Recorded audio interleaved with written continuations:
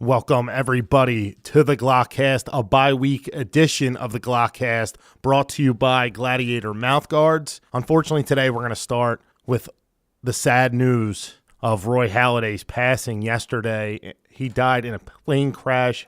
Just unfortunate news. Very sad. And there was nothing like watching Roy Halladay pitch for the Philadelphia Phillies. I remember the day they made the trade for Halladay.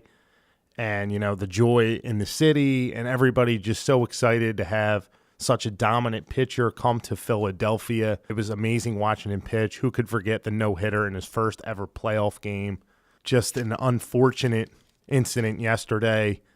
40 years old. He had so much more to give to this world, and we want to send our condolences to his family. Just an unfortunate, horrific incident yesterday. And, you know, life is short. That teaches you anything, and you know, I'm sure there are some heavy hearts today and going forward. I want to start with that. Unfortunately, not exactly how we thought we'd be starting the show today, but we wanted to put out our condolences to the Roy Halladay family, the Phillies family. You know, anybody else that is feeling it today. Roy Halladay was such a joy to watch. But let's get into some uplifting news. We're going to try to move forward and look at the 8-1 Philadelphia Eagles. We'll talk about the power rankings today. I'm going to do some fantasy talk. I have an interesting debate, a Kareem Hunt debate I wanted to get into and see what you guys have to say. I have one Eagles free agency question I want to get into as well. I posted it on Twitter. You may have already seen it. I want to talk about it. It's very interesting. It was about a 50-50 split. I'll give my thoughts. I also have an interesting Skip Bayless point. I actually think Skip Bayless is perfect and necessary, and I'll get into that at the end of the show. It is Dallas week. Yes, we're on a bye, but it is Dallas week. We'll get into that for sure. But let's start with the best team in the league right now, the Philadelphia Eagles. The NFL is wide open. Like Matt Hudson wrote, there were some bad losses and some really good wins. The Eagles fell under the really good win umbrella. 51 points on the Denver Broncos. My goodness, Carson Wentz on another level. I don't want to look too far ahead. I'm trying to remain calm. It's very tough, though. You know, look at the Andrew Luck. If you didn't hear about Andrew Luck, he may never play again. Nothing in the NFL is guaranteed, people. Nothing is guaranteed. The Saints won it. They haven't been back since. The Vikings in that same year that the Saints went on to win it were in the NFC Championship game. They haven't been anywhere near since. The 49ers couldn't get it done. Look where they're at. Seattle did it. Okay. Carolina couldn't do it. Atlanta couldn't do it. Look where they are. Even Aaron Rodgers. Take Aaron Rodgers, for example. He only has one Super Bowl. You would have thought Rodgers would have about 5 rings by now. Nothing is guaranteed. The time is now for the Eagles. And as much as I don't want to get over the top and, you know, be a cheerleader and be like, they're going to the Super Bowl, the time is now. The time has to be now. They're 8-1. And I'm not predicting that the Eagles are going to win the Super Bowl, but it's tough not to dream. It's really tough not to think about the possibility of the Philadelphia Eagles going to the Super Bowl, and not only going, but winning the Super Bowl. Just look at the odds. They're 4-1 on Bovada to win the whole thing. They're 2-1 to go. They're 20-1 to win the division. So that means they're almost guaranteed going to the playoffs. I mean, 8-1, we could probably say they're guaranteed to go to the playoffs at this point. Points per game. The Eagles are averaging 31.4 points per game, and they're only allowing 19.9 points per game. Are you kidding me? In Doug Peterson's career, 22 out of the 25 games he's coached, the Eagles have scored over 20 points. In his career, 26 points a game. They already have 1,231 yards rushing. My goodness. They can run the ball. They can clearly pass. This team is they're ahead of schedule, obviously. The time is now. I mean, I hate to say it, but the time is now. You know, you got Seattle, whatever. Bad loss. We'll get into schedules in a second. Rams, respect. They actually are averaging 32.9 points per game, better than the Eagles, and they're only giving up 19.4. And they scored 27 on Jacksonville. Jacksonville's giving up like 14 points a game. So, I mean, the Rams have earned my respect here, for sure. And they are a contender, but we'll see. We're going to go over the schedules. The Saints, good team. We'll see about them. Vikings, Case Keenum, Bridgewater active. Who's going to be their quarterback? I can't buy them right now. Let's go over the schedules. So I wrote down all the schedules for the contenders. Now, I didn't write Carolina's down. They're 6-3. They could be 7-3. They play Miami on Monday night. Should be 7-3. But let's look at Seattle's for starters. Seattle, Thursday night at Arizona, versus Atlanta, at the 49ers, versus the Eagles, at the Jaguars, versus the Rams, at Dallas, versus Arizona. That's a tough schedule. It is a tough schedule. The Rams, they're 6-2 right now. Versus the Texans, they should be 7-2, 11-point favorite. Then they go to the Vikings, versus the Saints, at Arizona, versus the Eagles, at Seattle, at the Titans, versus the 49ers. That's a tough schedule. That's a really tough schedule. Look at those teams in there. The Saints, Eagles, Seattle, and Titans. 4 playoff teams, 4 potential playoff teams. The Rams are going to have to earn their way in. The Saints, they go to Buffalo this week. They're a 2.5-point favorite. Tough game. Versus the Redskins, at the Rams, versus Carolina, at Atlanta, versus the Jets, versus Atlanta, at the Bucs. That's a tough schedule. They got Atlanta twice. Carolina again. The Rams. The Redskins are no pushover, as we saw last week. Dallas. Let's look at Dallas. At Atlanta this week. They're underdog by 3. Versus the Eagles, versus the Chargers, versus the Skins, at the Giants, at the Raiders, versus Seattle, at the Eagles. That's murder. That schedule is brutal. I mean, they got to go to Philly. They got to play Seattle. They got to go to the Raiders, which isn't going to be it's not the easiest place to play. At Atlanta. And let's look at the Vikings, last one. At Washington versus the Rams, at Detroit, at the Falcons, at the Panthers, versus Bengals, Packers, Bears. Or at the Packers versus the Bears. That's not so bad. But, I mean, again, Case Keenum. And why am I bringing this up? Because home field advantage is huge for the Eagles. Underdog, they're 11-2 at home. Undefeated this year, 5-0. Home field is huge. If you want to get to the Super Bowl, you got to have home field advantage. And who are the contenders? I say those teams, but I'm going to bring in a man that does know who the contenders are. He writes about it every week for Mouthpiece. I'm going to bring in Matt Hudson. What up, Matt? What's up, Bri? How we doing? Not so bad. You hear about these schedules here. How about that? There's some tough schedules for Seattle, the Rams, Saints, Dallas, and the Vikings, huh? Absolutely, man. They're all sounded pretty brutal. So let's get into who your top 5 are this week. I know we had some movement in the power rankings. Then I want to get into some other power rankings with you, too. So if the people haven't read your power rankings, let them know who your top 5 is. Absolutely. So no surprise here. We got the Eagles coming in at number 1 again. Patriots number 2. Some movement here. I got the Saints coming in at number 3. 6 wins in a row. You're finally buying in. I'm buying in, dude. Told you last week I had them at 5. Yeah, you nailed that one, dude. They're doing it on both sides of the ball. 4, I got Pittsburgh, the bye week. Don't really want to put any movement there. Number 5, I'm buying in again, the Rams. You're finally buying into the Rams. Dude, look at their averages points-wise, 32.9 and 19.4 they're giving up. That's ridiculous. And, they're beating some teams. I mean, they only scored 10 against Seattle, though, so I'm not trying to get too carried away with them. Yeah, but that 10 against Seattle was also 2 Cooper Kupp drop passes. That was a win against Seattle, regardless of how many points they scored. And, that's what you get for calling me out about Seattle in the power rankings last week. That team stinks right now. True. There's something wrong with them. That's what happens when I open my big mouth, dude. That's what happens when a lot of us open our mouths. I hear you. I can't believe they lost to Washington. Dude, well, Blair Walsh, freaking 3 missed field goals is a disaster. Well, you know what? There's something off about that team. They're just not the same Seattle team that I've seen in the past, and they have a real tough schedule. Listen to this one more time. All right, so they go to Arizona, which is a tough game Thursday night. Robbie's AP running wild. Then Atlanta, which is a playoff team. All right, then they got the Niners, whatever. Eagles, Jags, Rams, Dallas, all playoff teams in a row. That's a tough little stretch for Seattle. And the NFC is very competitive right now. Seattle will be lucky if they get in the playoffs the way they're playing. That's brutal. They better figure it out quick because you ain't kidding. That is tough. That's tough. So my top, and look at the Eagles. Just, if everybody doesn't know what the Eagles schedule is, they obviously have a bye this week at Dallas, the showdown. Chicago, at Seattle, at the Rams, at the Giants, Oakland, Dallas. Now they have Dallas twice and 2 other tough games, I'd say, on there. Obviously, Seattle and the Rams, and we'll see. So in comparison to those other schedules, I'd say the Eagles have one of the easier schedules, but we'll see. So my top 5 teams are the Eagles 1, Patriots 2, Steelers 3, Saints 4, and the Rams 5. And we obviously told you last week that the Chiefs were going down the rankings because Andy Reid just doesn't know how to utilize his running back and can't win big games. Colin Cowherd. And I want to run these ESPN rankings by you here. A little different than yours. I want to see what your thoughts on them are.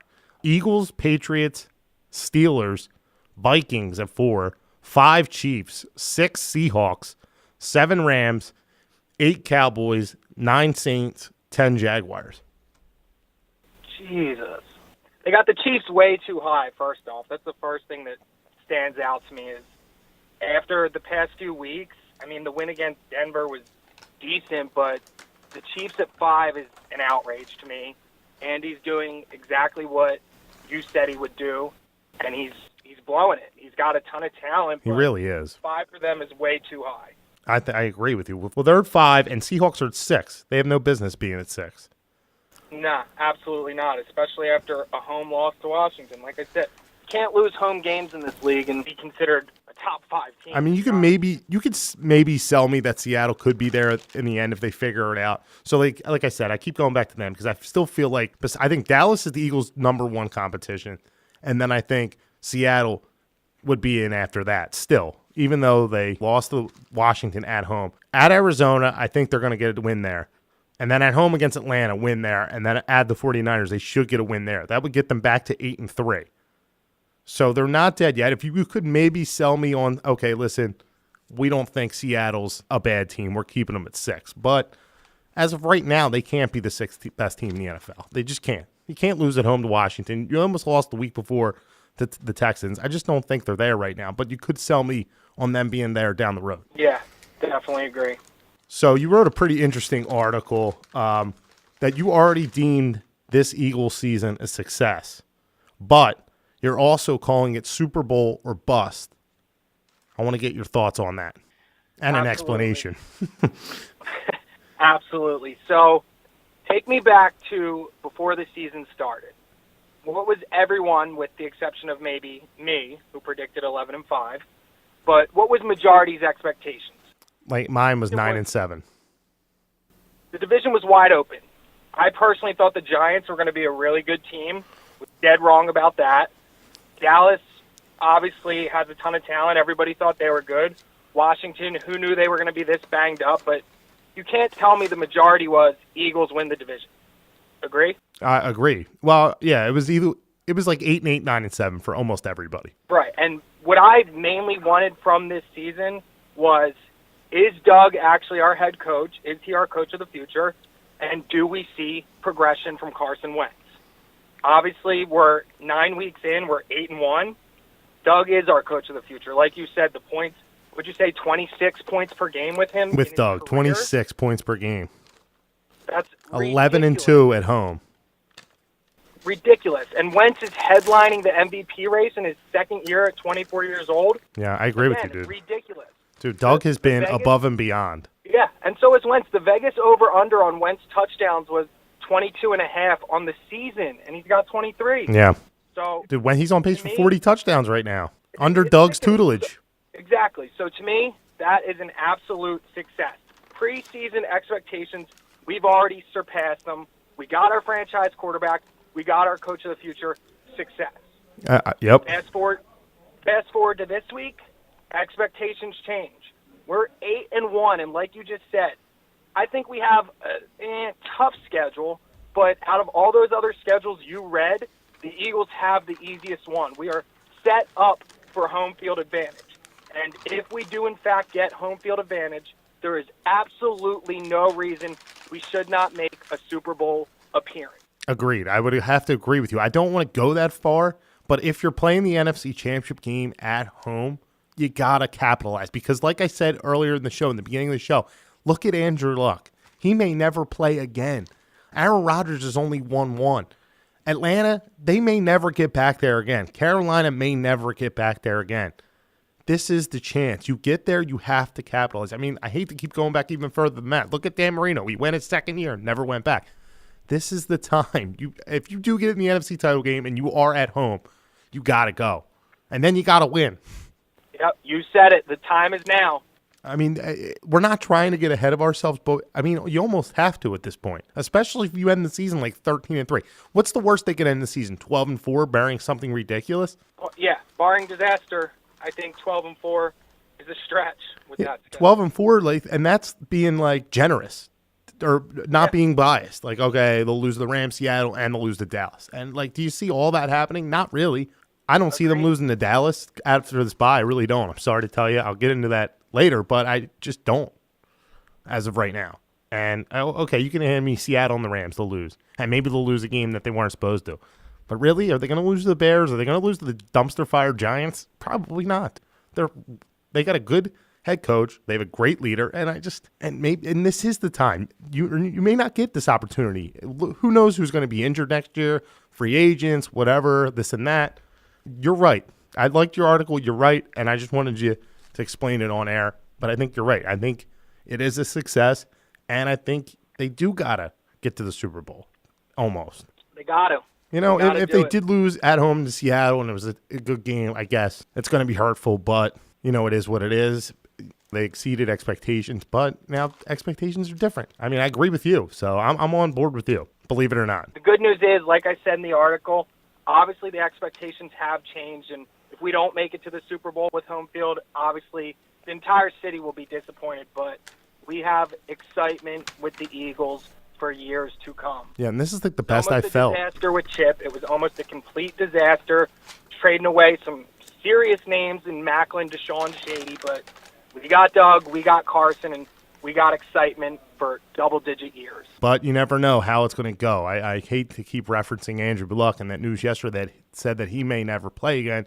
Nothing is guaranteed, so take the opportunity when you have the opportunity to do so. And my free agency questions that I tweeted out yesterday, a question was posed to us, Alshon Jeffrey or Timmy Jernigan. You can only sign one. Who would it be? Oh, man. I got to go Alshon. I forget who tweeted it the other day. I think it might have been Elliott Shore Parks. I can't remember. Said the Eagles don't have a number one receiver. Completely disagree. He might not be putting up gigantic fantasy numbers, but I think he's been a great addition. I think he is helping Aguilar get open. And I want him back. I think he's having a great year, and it was $14 million well spent. Yeah, I would probably lean towards Alshon Jeffrey, too. The poll was actually split 50-50. And Jernigan's been having an unbelievable year, but I feel like you could find a defensive tackle somewhere along the lines or draft one. Alshon Jeffrey is just starting to get hot. I would like to have him back. It looks like that report is only getting better each week. So, and Matt, you know what? You're getting better each week. So we'll be looking out for the power rankings and any other articles and tidbits you have for us, Fantasy on Sunday. So thank you for calling the show. Next week, Dallas week, huge. We need you. You'll be back. Let's go, baby. E-A-G-L-E-S, Eagles. All right, Matty. That's Matt Hudson calling in from Arizona. We will have him in studio when he gets home, hopefully over the holidays. But he does a great job for Mouthpiece with the power rankings. And, you know, he always throws a nice controversial article in there at some point or another during the week. So you have to check them out. We're going to switch over here into fantasy football now. Now, fantasy football fans, listen up. Join the highest-rated fantasy football app Draft. Play in a real live snake draft, but be done in under 5 minutes. And they last for just 1 week. Drafts start every couple minutes, so you can join one right now for week 10. The best part? Play for cold, hard cash. And get this, your chances of winning are 80% better than on the salary cap sites. All new players get a free entry into a real money draft when you make your first deposit. But you have to use the promo code MPST. That's right, play a real money game for free just by using the promo code MPST.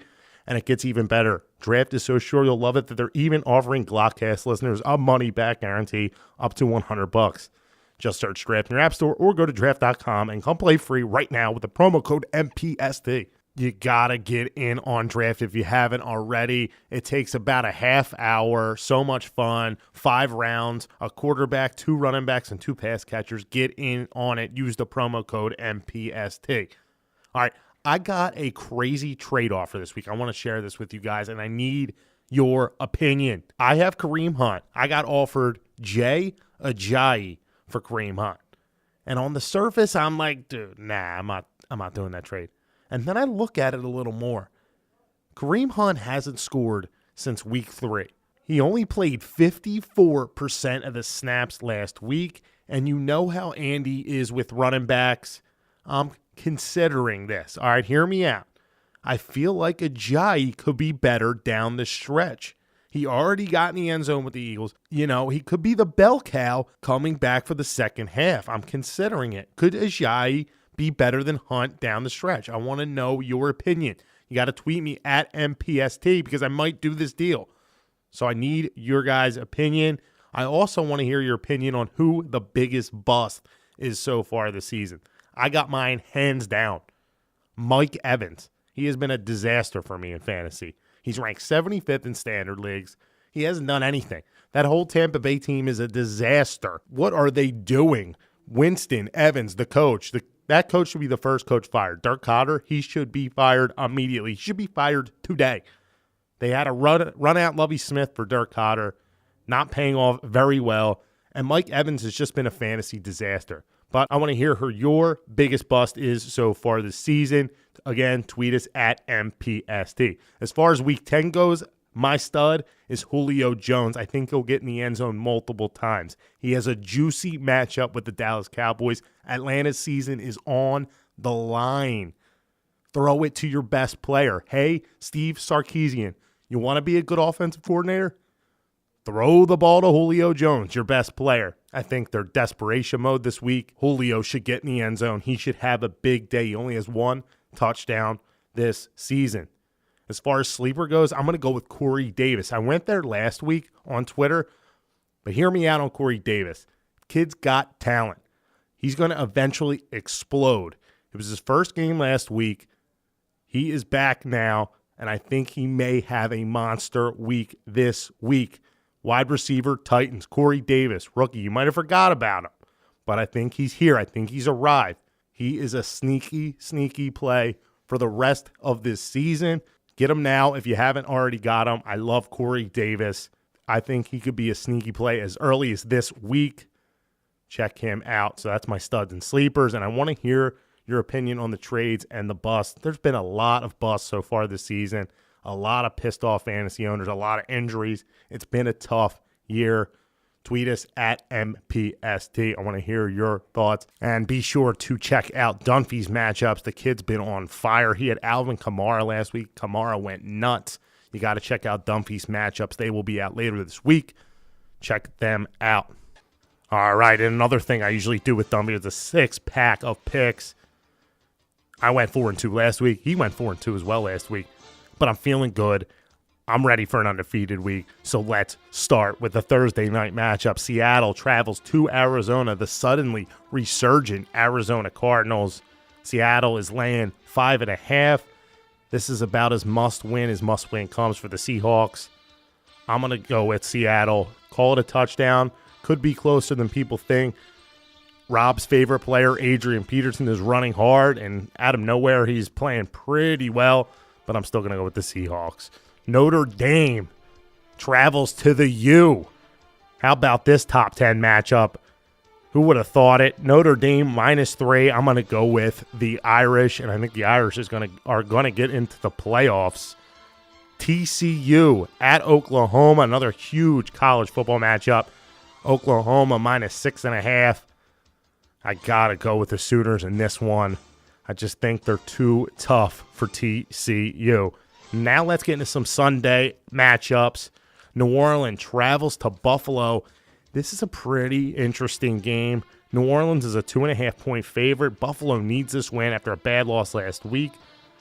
I'm going to go with the Saints in this one. Take the Saints. I think it's going to be close, maybe a 4-point game, but I just can't see the Saints losing this one. How about Minnesota traveling to Washington? Minnesota coming off the bye. Washington coming off of a huge win in Seattle. The Vikings are a 1.5-point favorite. Man, I'm going to go with the Redskins. You like that? I'm going to go with Kirk Cousins. I just don't believe in Case Keenum. I don't. I don't know. There's something about Minnesota I just don't like. And then the big one of the week, the Dallas Cowboys. All Philadelphia eyes will be on this one. Dallas travels to the Dome in Atlanta, the new Dome. Atlanta is the 3-point favorite. Atlanta's season is on the line. But Dallas needs this one too. We'll see about Zeke. Man, it's a tough one. I'm going to go with Atlanta. I know I don't like both of these teams, but I'm going to go with the Falcons. We'll see. This is a big game. Obviously, all eyes in Philadelphia will be on that one. We'll see how the Cowboys play on Sunday. Could they be coming off a loss? Could they be at 5-4? And the Eagles could bury them on Sunday Night Football, November 19th. And speaking of the Dallas Cowboys, Skip Bayless is on another level again. Now, I'm going to tell you why I actually like Skip Bayless. And it's not that I like Skip Bayless. Believe me, I don't. I can't stand him. But he's so annoying and he's so over the top that it gives this Eagles-Cowboys game so much juice. Everybody is invested in this game now. Everybody so annoyed nationally, locally, that obviously I'm invested and the fans are invested, but to beat the Cowboys and to rub it in his nasty face just feels so much better. So he's necessary for this kind of game, and that's why I don't really mind him. I really don't. Yeah, he's like a gnat. Like, just don't watch him. But he does make everything bigger. And now when we beat them, it's just going to feel that much better because Eagles are going to win that game. At least that's how I feel right this minute about it. And I just want to rub it in all these guys' faces. And it's much better when the Eagles and Cowboys are both good. It's awesome when they're both good. You know, it's like this game, it's probably going to be the highest rated football game of the year. You got the Eagles, the Cowboys. If the Cowboys win on Sunday, they're 6-3, the 8-1 Eagles. It's going to be electric atmosphere in Jerry World, 8:30, Sunday Night Football, Collinsworth, Michaels. It's going to be awesome. And you know what bothers me more than like the guys like Skip Bayless and Nick Wright? Because they're just in the business of trying to aggravate Philadelphia fans. And controversial comments get people to talk. So if they bother the Philadelphia fan base, then we're so passionate that we talk about them. So that gets them, I don't know if it gets them ratings or whatever, it may, but at least it gets them on people's radar. So what really bothers me is the coalition of Wentz haters. I'm not bothered by Bayless and Nick Wright and whoever else. I'm bothered by the coalition of Wentz haters. I just don't get it. 23 touchdowns to 5 interceptions. He's got the highest conversion rate on 3rd and 4th down in the league, 51.6%. He's number 1 in pass touchdowns. He's number 1 in red zone pass touchdowns. He's number 1 in 3rd down touchdowns. Do you understand the object of football? This dude is awesome, Carson Wentz. I mean, we talk about it every week. We talk about it every day. But the guys that hate Wentz, it's really weird. And I don't know what they're watching, or maybe they're just not watching. The guy's got 23 touchdown passes in 9 games. Did you just hear what I just said about the conversion rate on 3rd and 4th down? 51.6%. That means they get another set of downs. That's the object. Number 1 in red zone touchdowns. Do you not understand the point of the game of football? These guys that hate Wentz, I just don't understand it. I don't get it. They're just out of their minds. It's rather weird. It really is. It's rather weird. So, and you know, Wentz and Dak will come to a head Sunday night, November 19th, and it can't come soon enough. Oh, yes. November 19th. Like I said, this is going to be one of the highest rated games of the season. Get ready, Eagle fans. It's our time. 9-1.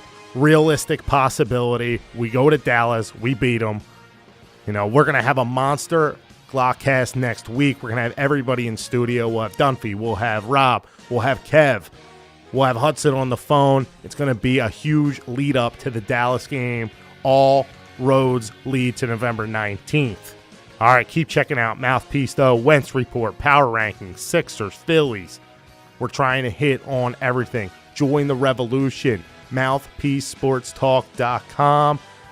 And remember to check out Gladiator Custom Mouth Guards. They are the proud sponsor of Mouthpiece Sports Talk. As the premier custom fit mouth guard in the USA, a Gladiator is engineered with a patented cut designed to intimately fit each individual athlete's mouth, offering maximum comfort, the best fit, and most protective mouth guard available.